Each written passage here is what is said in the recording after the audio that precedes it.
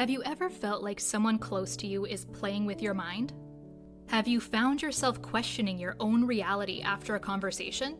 If so, you might have experienced gaslighting, a subtle yet pernicious form of psychological manipulation. Welcome to Mindful Infusion, your source of wisdom and insight for navigating life's challenges. Today, we will dive into the world of gaslighting. We'll explore 8 common phrases used by manipulators, and most importantly, how you can respond to protect your mental well-being. Are you ready to start combating the oldest tricks of manipulation? Let's get into it. Number 1, that's not what happened. This phrase is one of the most direct tactics of gaslighting. That's not what happened is used by the manipulator to make you doubt your own perception of events, planting the seed of uncertainty in your mind. Let's first try to understand why they do it. The goal is simple. If they can make you doubt your own memory and perception, they will have more control over you.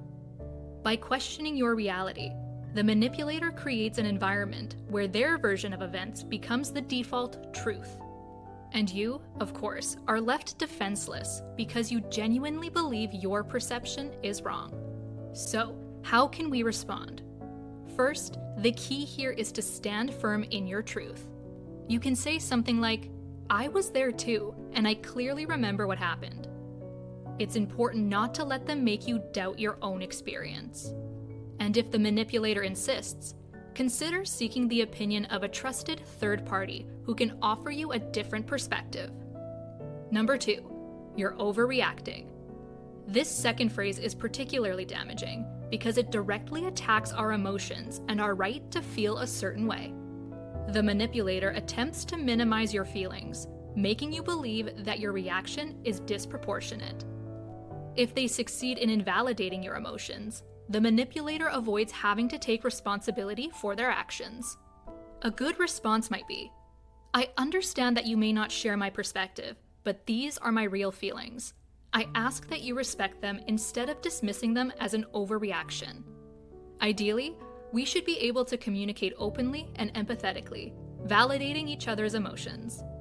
Something like, "I can see that you're feeling frustrated. Help me understand your point of view better." But always ask for mutual respect in expressing feelings.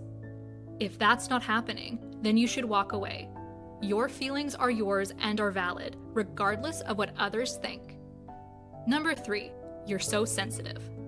When someone tells you that you're too sensitive, they're really trying to use your emotional sensitivity against you. It's a way to make empathy and deep feelings seem like weaknesses. But being sensitive isn't a flaw. It actually lets you connect more deeply with your own emotions and those of others. It's a real gift.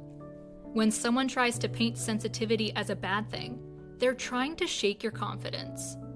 But don't fall for it. Feeling and expressing emotions is a natural part of being human and something to be proud of, not ashamed. So, next time someone says something like that, just say confidently, "Yes, I am sensitive, and it helps me understand and connect better with people. It's a strength, not a weakness." Number 4, it was just a joke.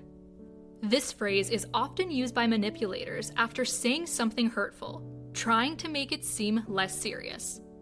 While it might seem small, the truth is that this excuse is used to avoid taking responsibility for their words. It's like they want to turn things around and make the person hurt feel bad for not having a sense of humor. But what's wrong with saying that those supposed jokes made us feel uncomfortable or sad?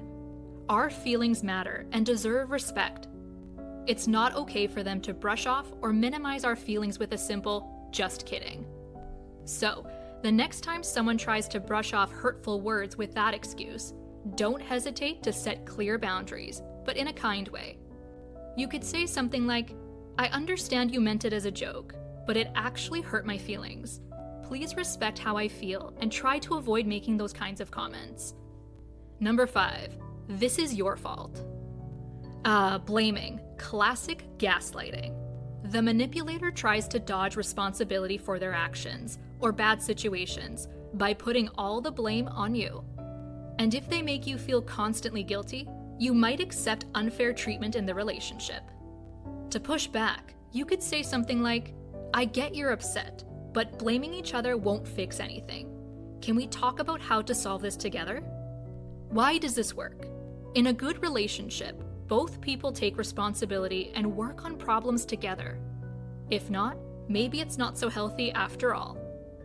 Number 6, let's put this behind us. Sometimes, when we have a big argument or disagreement with someone, they might try to avoid it by saying, "Oh, let's just put this behind us." But don't be fooled. That phrase can be a warning sign, often used to dodge responsibility and avoid facing the consequences of their actions.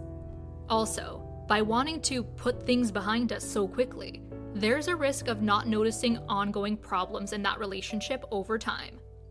That's why, if you feel a problem hasn't been truly resolved, don't hesitate to bring it up gently.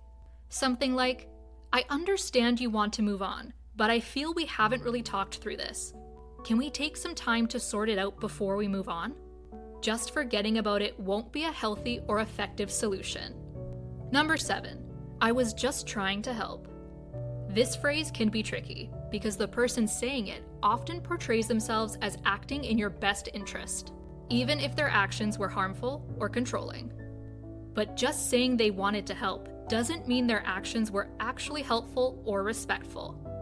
Sometimes, hearing, "I just wanted to help," can make us feel guilty for questioning their intentions or not being grateful enough.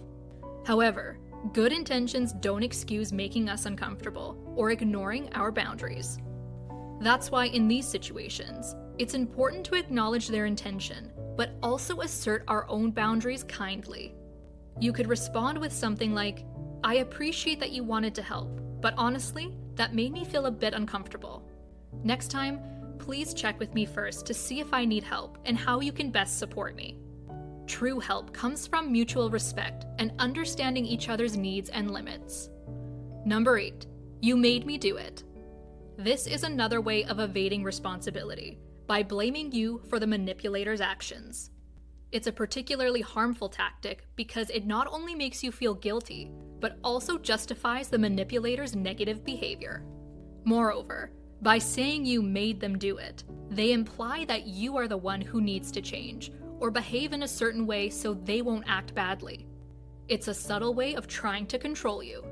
However, everyone is responsible for their own decisions and actions, regardless of what others do or say. No one can truly make us do something we don't want to do. Now, you can respond, "I understand you may feel frustrated, but the responsibility for your actions lies solely with you. No one forced you to do anything."